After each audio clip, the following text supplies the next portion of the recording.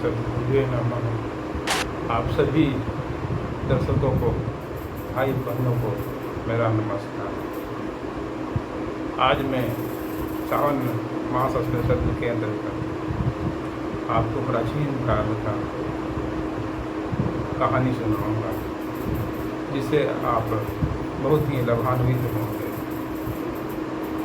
यह कहानी सारगर्भित है और यह महादेव और माता पार्वती से जुड़ी हुई है। एक समय की बात है, माता पार्वती और महादेव पृथ्वी पर भ्रमण करने के लिए निकले हुए थे। एक जगह पृथ्वी पर उन्होंने देखा कि गंगा में लाखों की संख्या में भक्त लोग हर हर गंगे और हर हर महादेव का उच्चारण करके डुबकी लगा रहे हैं। बार बार वे हर हर गंगे हर हर महादेव का उच्चारण करके गंगा में डुबकी लगा रहे हैं और अपने पापों को धो रहे हैं।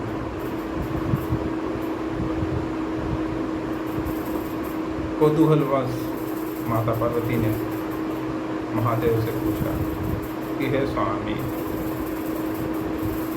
यहाँ पर लाखों की संख्या में भक्त और श्रद्धालु गंगा स्नान कर रहे हैं। उनके मुंह से हर हर महादेव हर हर गंगे निकल रहा है।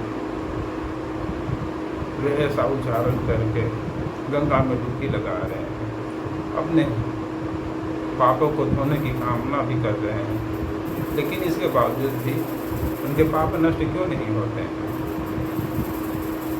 तब महादेव मुस्कुराते हुए माता पार्वती से बोले कि हे पार्वती, ये लोग मन से स्नान नहीं कर रहे हैं, ये लोग सिर्फ दिखावा कर रहे हैं। और इनके पाप क्यों नहीं धुल रहे हैं, क्यों नहीं नष्ट हो रहे हैं? इसके दो कारण हैं। पहला कारण यह है कि इनके मन में गंगा के प्रति श्रद्धा और विश्वास नहीं है। और दूसरा कारण यह है कि ये लोग अपने तन को तो धो ले रहे हैं, लेकिन अपने मन को नहीं धो रहे हैं। और पाप तो मन में ही फंसा हुआ रहता है। तो स्नान में सबसे बड़ा महत्व मन को धोने का रहता है, क्योंकि मन को धोए बिना पाप कभी भी नष्ट नहीं हो सकते। तब माता पार्वती ने महादेव से कहा कि हे भगवान, आप इसे सिद्ध करके मुझे बताइए। तब महादेव ने कहा कि मैं इन भक्तों की परीक्षा लेकर इस बात को सिद्ध कर देता हूँ। तब महादेव ने अपने भाया से गंगा घाट के कुछ दूरी पर एक पानी भरा गड्ढा बनाया और वृद्ध बनकर उसमें गिर गए। और उन्होंने पार्वती से कहा कि हे पार्वती, तुम वृद्धा का रूप धारण करके यहीं पर खड़ा हो जाओ, और जो भी भक्त स्नान करके इधर से गुजरे तो उनसे तुम अनुरोध करना कि मेरे पति गड्ढा में गिर गए हैं, उन्हें आप निकालिए। और उन्हें वही व्यक्ति निकाल सकता है जो पूर्ण निष्पाप हो, जिसके मन में अगर थोड़ा सा भी पाप होगा तो वह इन्हें स्पर्श करते ही भस्म हो जाएगा। तब माता पार्वती ने ऐसा ही किया और वे वृद्धा का रूप धरकर उस गड्ढा के पास खड़ी हो गई। कुछ देरी के बाद भक्त और श्रद्धालु लोग गंगा स्नान करके उसी रास्ते से अपने गंतव्य की तरफ, अपने घर की तरफ लौटने लगे। तब विधा बनी माता पार्वती ने उनसे अनुरोध किया कि ये मेरे पति पानी भरे गड्ढा में गिर गए हैं, ये वृद्ध हैं, असहाय हैं, निःशक्त हैं, इन्हें मदद करके गड्ढा से निकालिए। उनके अनुरोध पर अनेक लोग आगे आगे मदद करने के लिए, लेकिन तभी वह वृद्धा बोली कि इन्हें वही निकाल सकता है जो पूर्ण निष्पाप हो। अगर आपके मन में थोड़ा सा भी पाप होगा तो इनके स्पर्श करते ही आप मर जाइएगा। अब तो इतना सुनकर वे लोग डर गए और यह सोचते हुए वहाँ से भाग गए कि मैं इस वृद्ध के लिए अपना जान क्यों दूँ, मैं अपना प्राण मुसीबत में नहीं डालना चाहता हूँ। और ऐसा सोचकर सभी लोग वहाँ से भागने लगे। किसी ने उस वृद्ध को उस पानी भरे गड्ढा से निकालने के लिए मदद नहीं की।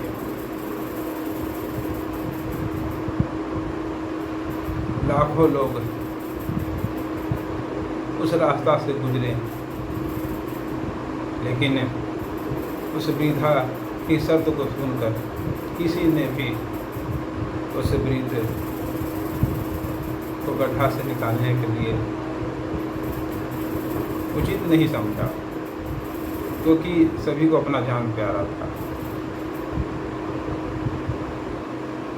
बहुत देर हो गई, वृद्धा बनी माता पार्वती को कोई भी व्यक्ति नजर नहीं आ रहा था, लेकिन थोड़ी ही देर में एक भक्त गंगा स्नान करके उसी रास्ते से लौटते हुए उन्हें नजर आया। और जब वह व्यक्ति उनके पास आया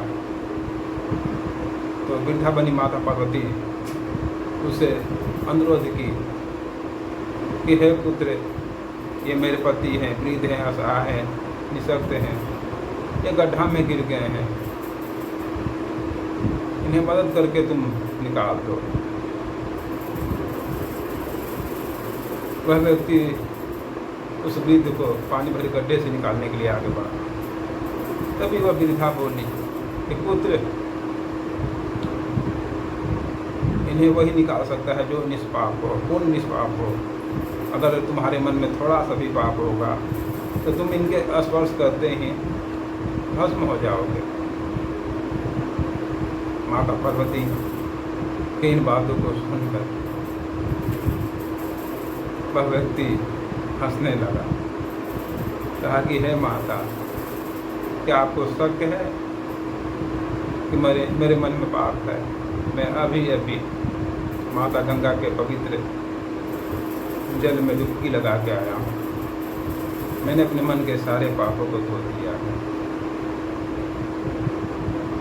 और मैं पूरी तरह से निष्पाप हूँ। मैं आपके पति को निकाल दूँगा। और ऐसा कहकर वो बिना डरे हुए उस वृद्ध को गड्ढा से निकाल दिया और हंसता खेलता हुआ अपने गंतव्य की तरफ बढ़ गया।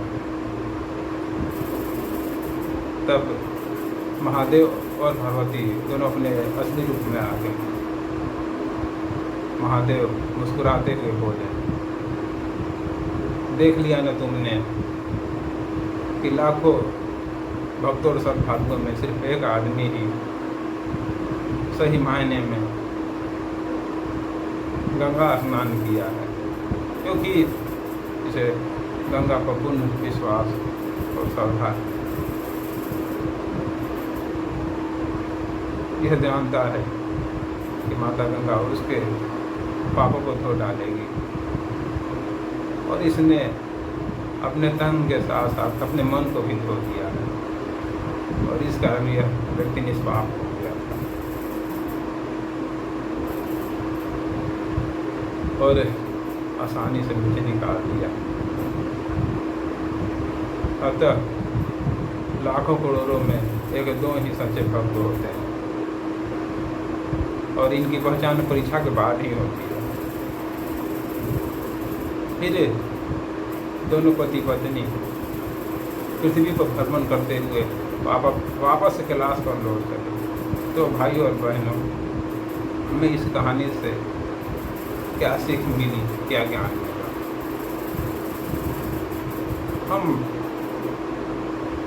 भक्ति करते हैं और अगर हम अपने आराध्य पर श्रद्धा नहीं रखें, विश्वास नहीं रखें, तो हमारा भक्ति करना बेकार होता है। हम अपना समय बर्बाद कर रहे हैं। अतः भक्ति और अध्यात्म के मार्ग में अगर आपको आगे बढ़ना है तो आप अपने आराध्य पर पूर्ण विश्वास कीजिए, उन पर पूर्ण श्रद्धा रखिए और आपके मन में जितने भी मैल हैं उसे धो डालिए, क्योंकि आपके मन में जो मैल है, जो पाप है, तो भक्ति के मार्ग में आगे नहीं बढ़ने दें। अतः आपसे यही अनुरोध है कि आप अपने मन के मैल को धो लें, स्नान के द्वारा या तप के द्वारा या भक्ति के द्वारा। बस मेरा आपसे यही अनुरोध है और अंत में मेरा यही आग्रह है कि आपको मेरा यह कहानी पसंद आया हो तो मेरे वीडियो को लाइक करें, शेयर करें और मेरे चैनल को सब्सक्राइब करें। जय श्री